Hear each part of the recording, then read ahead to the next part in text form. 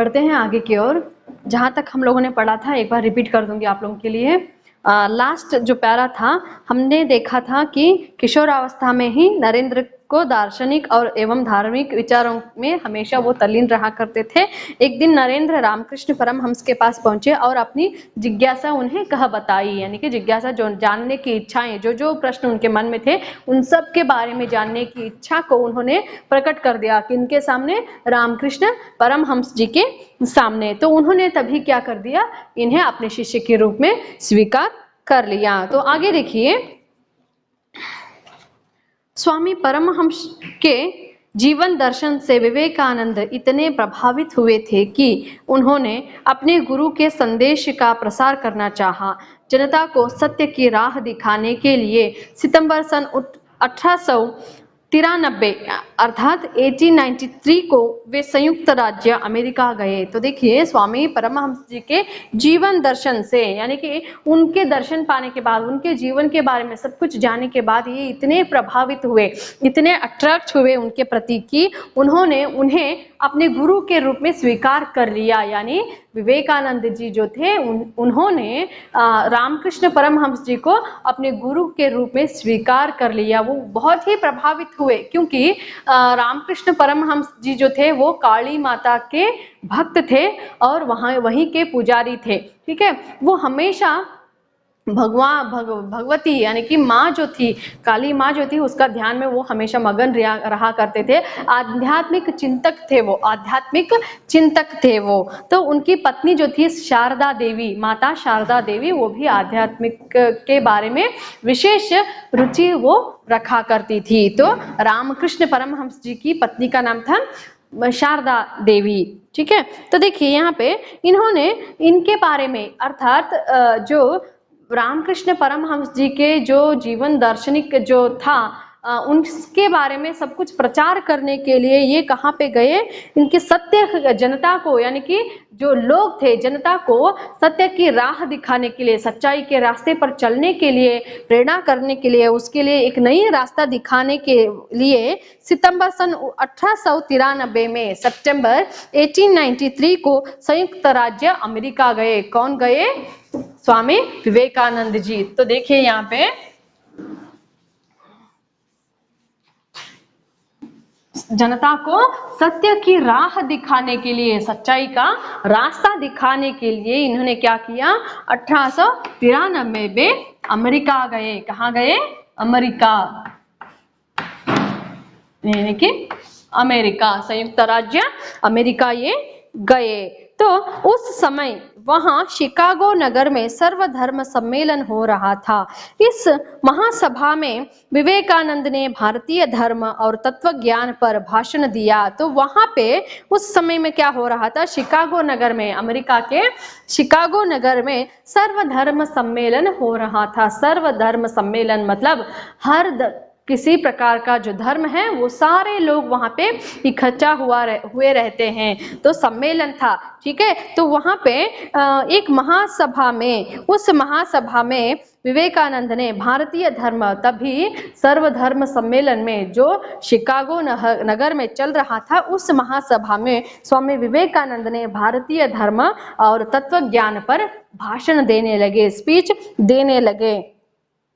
उनका भाषण बड़ा गंभीर एवं हृदय स्पर्शी था। उनका भाषण जो था, व्याख्यान जो था, बहुत ही गंभीर था और हृदय स्पर्शी, सबके दिलों पर वो छा गया, सबके दिलों को छू गया। ऐसे वो बातें वहां पे किए उन्होंने अपने स्पीच में, अपने भाषण में। उनकी वाणी सुनकर श्रोतागण मुग्ध हो गए। उनकी वाणी, उनकी ध्वनि को सुनकर श्रोतागण, यानी कि सुनने वालों की जो झुंड होती, जो लोग थे, वो गण क्या हो गया, मुग्ध हो गया। सब लोग मंत्र मुग्ध होकर उनकी वाणी को ही सुनने लगे थे। कुछ समय तक वे अमेरिका में ही रहे और अपने भाषणों द्वारा लोगों को त्याग और संयम का पाठ पढ़ाया। तो कुछ समय तक वो अमेरिका में ही रहे थे और अपने भाषणों द्वारा लोगों में त्याग की भावना और संयम की भावना, पेशेंस रखना, इन सब की भावना उन्होंने उसको किस तरह से बढ़ाना है अपने अंदर, त्याग और संयम को किस तरह से हमारे अंदर जगह देनी चाहिए, इसके बारे में पाठ उन्होंने पढ़ाया। कहाँ पे? अमेरिका में ही वो कुछ दिन रहे, तब उन्होंने ये कार्य किया था। इसके बाद वे इंग्लैंड और स्विट्जरलैंड भी गए और वहां उन्होंने सत्य और धर्म का प्रसार कर भारत के गौरव को बढ़ाया। तो इसके बाद यानी कि अमेरिका के बाद वो इंग्लैंड और स्विट्जरलैंड गए, वहां पे भी उन्होंने वही कार्य किया जो उन्होंने अमेरिका में ही किया था। तो सत्य और धर्म का प्रसार उन्होंने किया था, सच्चाई का रास्ता उन्होंने बताया सब लोगों को। तो वहां पे उन्होंने ये काम भी किया था, भारत का गौरव उन्होंने बढ़ाया, इसके जरिए वो भारत का गौरव बढ़ाए। अनेक विदेशी स्वामी जी के शिष्य बन गए। अनेक विदेशी लोग यानी कि कई सारे विदेशी लोग जो थे स्विट्जरलैंड और इंग्लैंड और अमेरिका में, अनेक विदेशी जो लोग थे वहाँ के लोग इनके शिष्य बन गए। किनके? स्वामी विवेकानंद जी के शिष्य बन गए। उनमें से कुमारी मार्गरेट एलिजाबेथ का नाम उल्लेखनीय है, जो स्वामी जी की अनुयायिनी बनकर सिस्टर निवेदिता के नाम से संसार में प्रसिद्ध हुई। तो अनुयायी यानी कि फॉलोअर्स, ठीक है, जो इनके शिष्य में सर्वप्रथम नाम अगर लिया जाए तो कुमारी मार्गरेट एलिजाबेथ का नाम उल्लेखनीय है। उल्लेखनीय मतलब प्रसिद्ध है, जो स्वामी जी की अनुयायिनी फॉलोअर बनकर आगे चलकर सिस्टर निवेदिता के नाम से पूरे संसार में यानी कि पूरी विश्व में वो प्रसिद्ध हो गई, फेमस हो गई सिस्टर निवेदिता। तो उसका नाम था कुमारी मार्गरेट एलिजाबेथ। कुमारी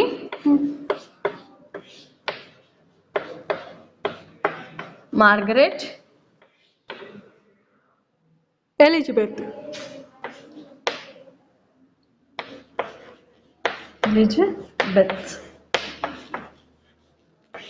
तो आगे चलकर ये संसार भर में सिस्टर निवेदिता नाम से जानने लगी। सिस्टर निवेदिता।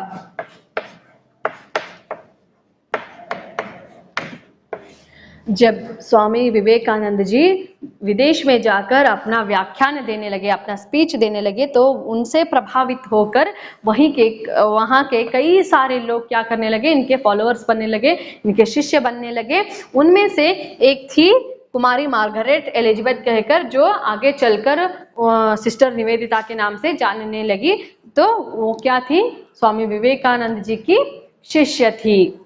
तो हम लोग ये बात जानते हैं कि ये जब ये अमेरिका गए थे अपना स्पीच देने के लिए, ऐसे कई सारे विदेश में गए थे, कई देशों में घूमकर, ऐसे ही एक देश में जब वो गए थे अपना स्पीच दे रहे थे, तो वहाँ की जो फॉरेन लेडी होती है, जहाँ की विदेशी औरत जो थी, वो इनसे इतनी प्रभावित होती है कि ये घटना है, ठीक है, इतनी प्रभावित होती है कि वो कहती है कि स्वामी जी मुझे आपसे एक बच्चा चाहिए, मतलब आपसे एक बच्चा चाहिए, आप ही की तरह हो, ठीक है, ऐसा मुझे बच्चा चाहिए। तो एक थोड़ी देर तक ये चुप होते हैं स्वामी विवेकानंद जी, तब बाद में सोचकर कहते हैं, मुझसे क्यों चाहिए, मुझी को अपना बच्चा समझ लो, मुझे ही अपना पुत्र बेटा समझ लो, कहकर इतने महान थे वो। तो औरतों के बारे में जो देखने की दृष्टि इनकी थी वो सबसे हट कर थी, यानी कि एक माँ के रूप में वो क्या क्या करते थे, हर औरत को देखा करते थे। वो हमेशा कहा करते थे कि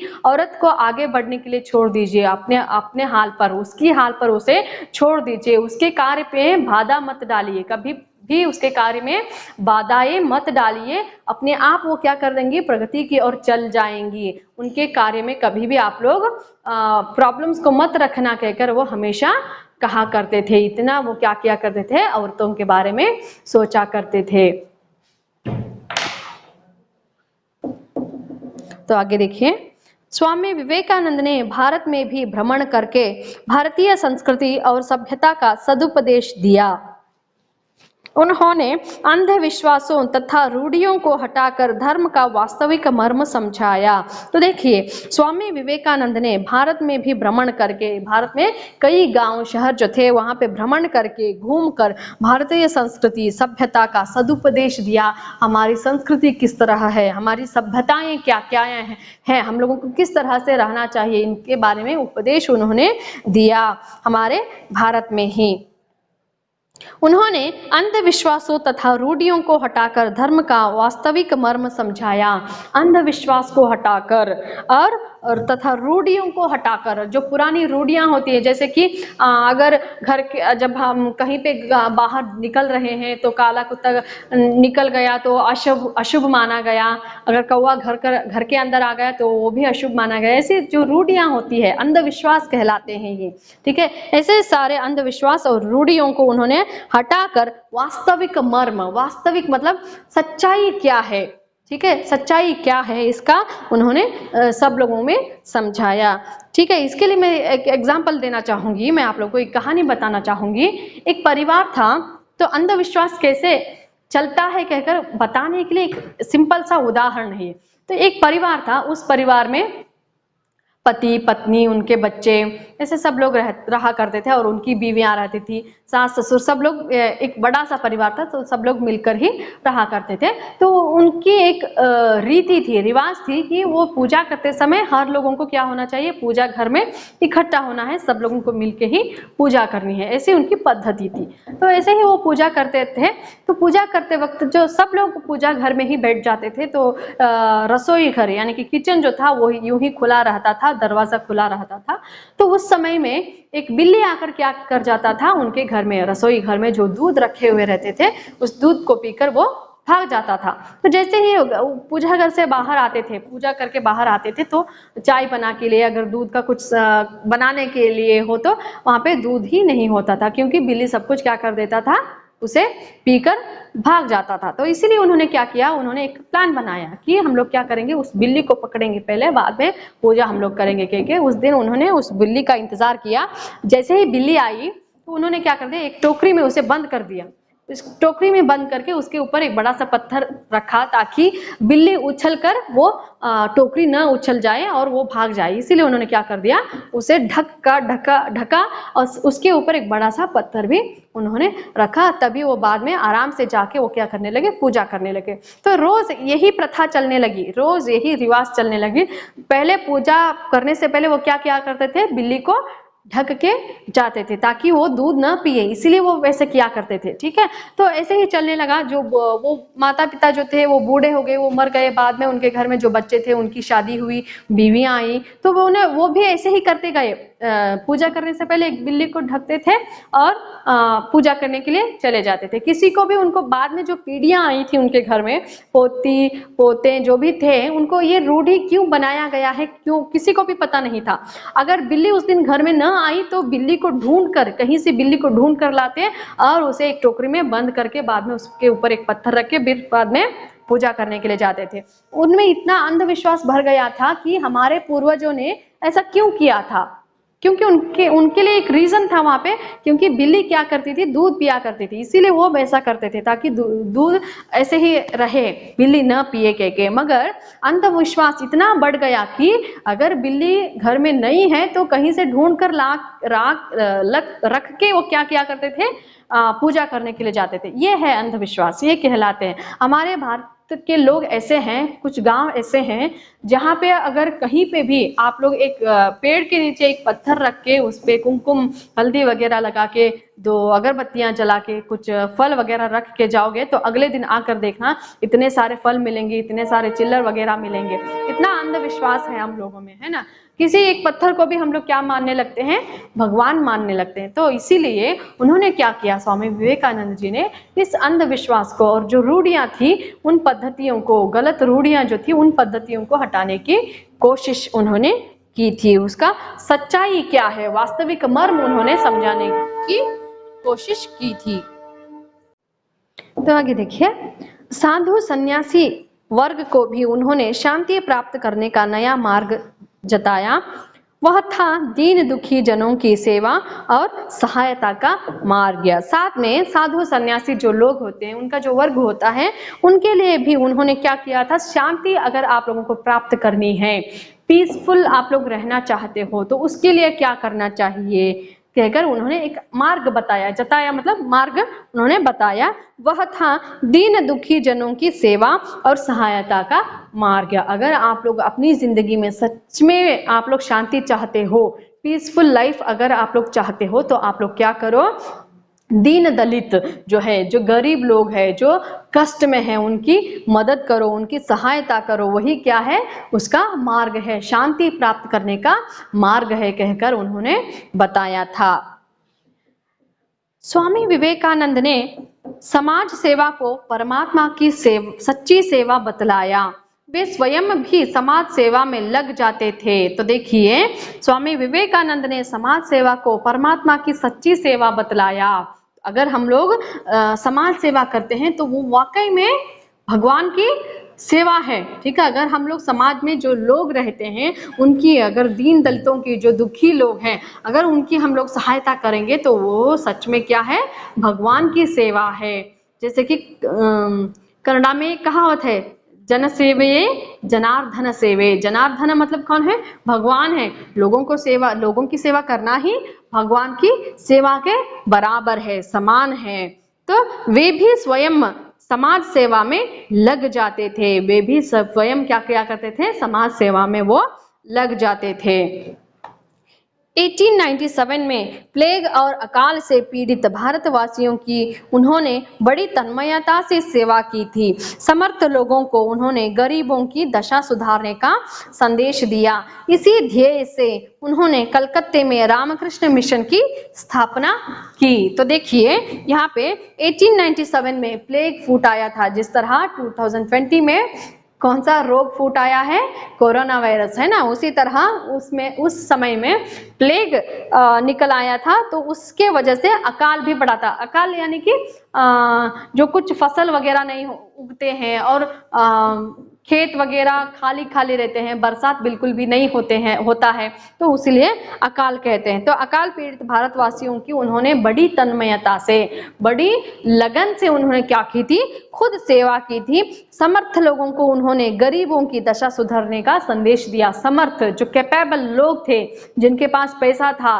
खाना था, जो सब कुछ था, उनको उन्होंने ये संदेश दिया था कि जो गरीब लोग हैं उनकी सहायता करो कहकर उन्होंने समर्थ लोगों से बताया था कि प्लेग रोग से, अकाल से क्या हो गया है, हमारे भारतवासियों की दशा जो है वो खराब हो गया है, बिगड़ गया है, इसीलिए आप क्या करो, उनकी मदद करो कहकर उन्होंने संदेश दिया था। इसी ध्येय से उन्होंने कलकत्ते में रामकृष्ण मिशन की स्थापना की। तो इसी उद्देश्य से उन्होंने, ताकि अकाल पीड़ित लोगों की, गरीबों की, दीन दलितों की सेवा कर सके, इसी के कारण से, इसी उद्देश्य से उन्होंने कलकत्ता में रामकृष्ण मिशन की स्थापना की थी। उन्होंने, किन्होंने, स्वामी विवेकानंद जी ने। स्वामी जी ने अज्ञान, अशिक्षा, विदेशी अनुकरण, दास्य मनोभाव आदि के बुरे प्रभावों का बोध कराया। तो स्वामी जी विवेकानंद जी ने अज्ञान और अशिक्षा, विदेशी अनुकरण, फॉरेनर्स को हम लोग जो फॉलो करते हैं, अनुकरण करना उसे, और दास्य मनोभाव, किसी के अधीन रहकर उनके कार्य को करना, दास्य मनोभाव, इन सब के बारे में, बुरे प्रभाव से, इनके कारण कौन कौन सी बुरी प्रभाव होते हैं हम पर, ये सब कुछ उन्होंने समझाया था भारतवासियों को, यानी कि जनता को। उन्होंने अपने भाषणों द्वारा जनता के मन से हीनता की भावना को दूर भगाने का प्रामाणिक प्रयत्न किया। तो उन्होंने अपने भाषण के द्वारा, वो अपने स्पीच के द्वारा जनता के मन में, यानी कि जनसामान्य जो लोग थे, उनके मन में हीनता, यानी कि हम केवल है, हम तुच्छ है, हम बहुत ही कम लेवल के हैं, ये भावना को उन्होंने दूर करने की प्रामाणिक, यानी कि सच्चाई से, अपने दिल से उन्होंने क्या किया था, भरसक प्रयास उन्होंने किया था। प्यारे, वे अपने एक भाषण में उन्होंने कहा था, प्यारे देशवासियों, वीर बनो और ललकार कर कहो कि मैं भारतीय हूँ। अनपढ़ भारतीय, निर्धन भारतीय, ऊंची जाति का भारतीय, नीच जाति का भारतीय, सब मेरे भाई हैं। उनकी प्रतिष्ठा मेरी प्रतिष्ठा है, उनका गौरव मेरा गौरव है। तो देखो, उन्होंने अपने देशवासियों से, हमारे भारतवासियों से कहा था, क्योंकि भारत बहुत गरीब देश था, है ना, अभी अभी थोड़ा थोड़ा प्रगति की ओर बढ़ रहा है, प्रगतिशील राष्ट्र है अभी, ठीक है। तो प्यारे देशवासियों, वीर बनो, डरो मत, वीर बनो और ललकार कहो, चैलेंज करते हुए कहो कि मैं भारतीय हूँ, मैं अनपढ़ भारतीय, मैं गरीब भारतीय हूँ, चाहे वो उच्च जाति का हो या फिर नीच जाति का हो कोई भी हो, मगर मैं भारतीय हूँ, भारतीय होने पर मैं गर्व करता हूँ। उनकी प्रतिष्ठा मेरी प्रतिष्ठा है, उनका गौरव मेरा गौरव है। हमारे सारे भारतवासी एक है कहकर तुम क्या करो, ललकार कर कहो, वीर बनो कहकर उन्होंने बताया था। तो 4 जुलाई सन 1902 को स्वामी विवेकानंद परलोक सिधारे, लेकिन आज भी उनके कार्य और संदेश अमर है। तो देखिए, ऐसे महान व्यक्ति का देहांत 4 जुलाई 1902 यानी कि 4 जुलाई 1902 में उनका देहांत हो गया, मगर उनके जो वाणी थी, उनके जो शब्द थे, उनके जो बात थे, वो सब आज हमारे बीच जिंदा है। उनके कई सारे नारे हम लोग पढ़ सकते हैं, है ना। तो ऐसे कई सारे संदेश उन्होंने हमारे लिए छोड़कर गए हैं। तो वो सारे संदेश आज हमारे लिए अमर है, चाहे वो अपना देह त्याग चुके हो, मगर उनका जो वाणी है अभी भी आज तक जिंदा है कहकर यहाँ पे कहा जाता है। तो ये था स्वामी विवेकानंद जी का महानता के बारे में। उन्होंने देश को किस तरह से सुधारने की कोशिश की और अपने देश को प्रगति की ओर ले जाने में भी उनका भी योगदान रहा है। वो रामकृष्ण परमहंस जी के शिष्य थे। रामकृष्ण परमहंस जी की पत्नी का नाम था श्री शारदा देवी। वो दोनों काली माता के भक्त थे। आप लोगों को ये बताना चाहूंगी, जब ये छोटे थे तब ये इन्होंने पूछा था स्वामी जी से, स्वामी रामकृष्ण परमहंस जी से इन्होंने पूछा था, विवेकानंद जी ने, कि क्या सच में भगवान है? तो उन्होंने कहा था हाँ, सच में भगवान है। इसके लिए खुद मैं ही गवाह हूं कि भगवान है। अगर भगवान न होता तो आज फूल न खिलते, खेतों में फसल न उगते, तो भगवान है इसीलिए सब कुछ हो रहा है कहकर उन्होंने अपना जवाब दिया था। ऐसे तर्क से उन्होंने वो हमेशा क्या करते थे, जवाब दिया करते थे। जब ये उनके आश्रम में पल बढ़ रहे थे उनके साथ, तो इनको एक संदेह हुआ, क्या सच में वाकई में रामकृष्ण परमहंस जी किसी से पैसा नहीं लेते? तो हम इतने सारे शिष्यों को कैसे पालते हैं और कैसे खाना दिया करते हैं? क्या ऐसे संभव है? बिना पैसों के कुछ भी नहीं हो सकता। तो क्या है, क्या मामला है? ये सब कुछ देखने के लिए, परीक्षा करने के लिए उन्होंने सोचा। तो जानबूझकर उन्होंने क्या किया, 1 रुपए का सिक्का, तब पुराने जमाने में 1 रुपए मतलब बहुत भारी अमाउंट था, तो वो उस जमाने में, तो 1 रुपए का सिक्का क्या कर दिया, जिस कॉट पे रामकृष्ण परमहंस जी सोया करते थे, उनके कंबल के नीचे उन्होंने रख दिया उस 1 रुपए के सिक्के को, चेक करने के लिए कि सच में रामकृष्ण परमहंस जी पैसों से दूर रहते हैं, ऐशो आराम वाली जिंदगी से वो दूर रहा करते थे। ये परीक्षा करने के लिए उन्होंने जानबूझकर वैसे कर दिया था। तभी खाना सब खा के रामकृष्ण परमहंस जी अपने कोठी में आ गए सोने के लिए, अपने जो रूम था वहां पे आ गए वो सोने के लिए। जैसे ही उन्होंने कंबल पे ऐसे लेटा उन्होंने, तो तभी पता नहीं अचानक उनको नींद नहीं लग रहा था, अचानक से एक दर्द हो रहा था उनके शरीर में और कुछ कांटे जैसा उनको चुभ रहा था। तो ये सारा दृश्य जो बालक था नरेंद्र, वो ऐसे झांक के देख रहा था, दरवाजे के पास खड़े होकर झांक के देख रहा था कि स्वामी जी क्या करेंगे, 1 रुपए निकाल के अपने पास रखेंगे, क्या करेंगे, देखना था उसको, इसीलिए वो ऐसे झांक के देख रहा था। तो उनको अजीब सा लग रहा था, कुछ तो हो रहा है के। तो जैसे ही उन्होंने अपने कंबल उठाया तो 1 रुपए उनको मिला, तो उन्होंने वहीं पे उनका जो फेस था वो दूसरी तरफ ही था, तो उन्होंने कहा, नरेंद्र लो तुम्हारा 1 रुपए ले लो, ये मुझे बहुत ही चुभ रहा है, ऐसे उन्होंने कहा था। तब से ये उनको बहुत ही पश्चाताप फील हुआ। किनको? स्वामी विवेकानंद जी को। वो भागते भागते रामकृष्ण परमहंस जी के चरणों को पकड़ लिया उन्होंने और माफी मांगने लगे। स्वामी जी मुझे माफ कर दीजिए, मैंने जानबूझ कर रखा, और आपको कैसे पता चला ये पैसे मैंने ही रखा है के वो बहुत ही अचंभा सा रह गया था। ये कहानी थी उनकी। ठीक है, आप लोग क्या करो, अपने क्लास वर्क में अच्छी तरह से एक बार इस लेसन को पढ़ना है और अच्छी तरह से लेखा परिचय तो ज़्यादा यहाँ पे नहीं है, शब्दार्थ लिखो जो आपको डिफिकल्ट लगे, सब आप लोगों को क्या करना है, लिखते जाना है। ठीक है, तो शब्दार्थ जो आप लोगों को डिफिकल्ट लगे वो लिख देना। और जो अभ्यास है, अभ्यास में एक बार बताऊंगी मैं, एक वाक्य में उत्तर लिखिए हैं और 2-3 वाक्य में उत्तर लिखिए। अन्य वचन रूप लिखिए। अन्य वचन मतलब एक वचन और बहुवचन। अन्य लिंग रूप लिखिए, स्त्रीलिंग और पुल्लिंग। विलोम शब्द लिखिए,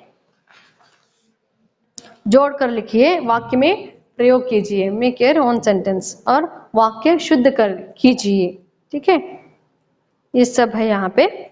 इसे मैं आप लोगों को पीडीएफ पे सेंड कर दूंगी। आंसर्स इतना ही मैं सेंड करूंगी, आप लोगों को क्वेश्चन देख के आंसर्स लिखना होगा अच्छी तरह से, कंफ्यूज मत होना। ठीक है, टेक्स्ट बुक को भी साथ में रखो और जो पीडीएफ है उसे भी साथ में रखो। क्वेश्चन देखते देखते आंसर्स को आप लोगों को क्या करना है, लिखना है, चाहे वो ग्रामर हो या फिर क्वेश्चन आंसर्स हो। मैंने सिर्फ आंसर्स ही टाइप किया है, क्वेश्चंस मैंने वहां पे नहीं रखा है। ठीक है, तो यहाँ पे 9th मेन जो है, तालिका के आधार पर 5 वाक्य बनाइए। उदाहरण उन्होंने दिया है नीचे। यह महेश का भाई है, तो ये महेश का, के, की, गुरुजी, भाई, बहन, मकान और है, ऐसे उन्होंने कॉलम में दिया है। एक बार बताऊंगी मैं आप लोगों को।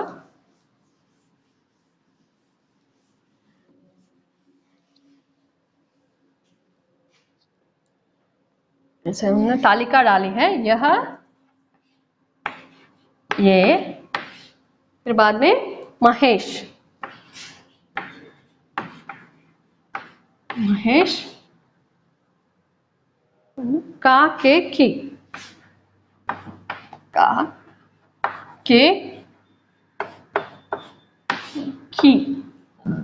नेक्स्ट है गुरुजी, भाई, बहन, मकान। गुरुजी, भाई, बहन, मकान।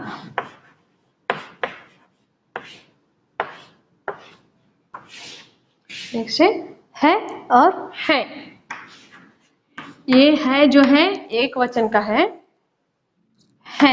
लिखकर अगर यहाँ पे बिंदु दिया जाए तो ये बहुवचन है, याद रखो, एक वचन और बहुवचन।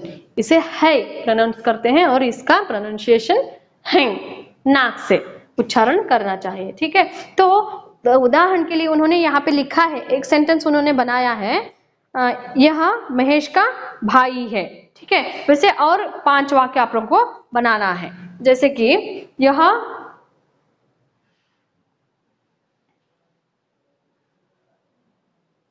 ये महेश का मकान है और यह महेश की बहन है। यह महेश की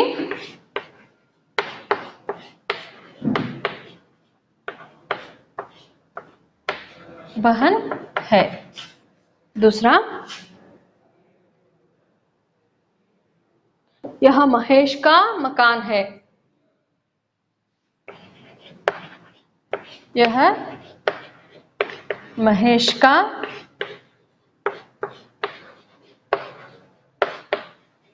मकान है। ये महेश के गुरुजी हैं। ये महेश के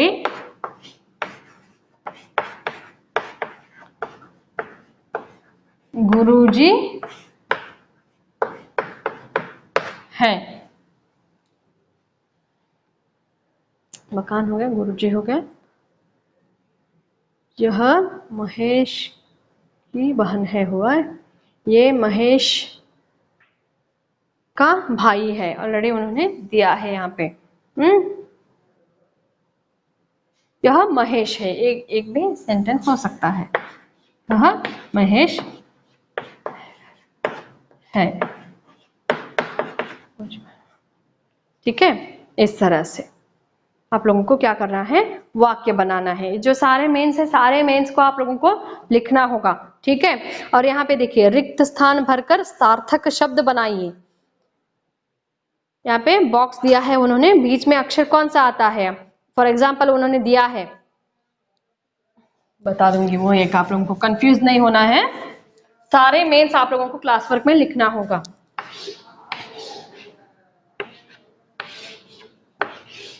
तो यहाँ पे देखिए स र वी क, तो सवेरा,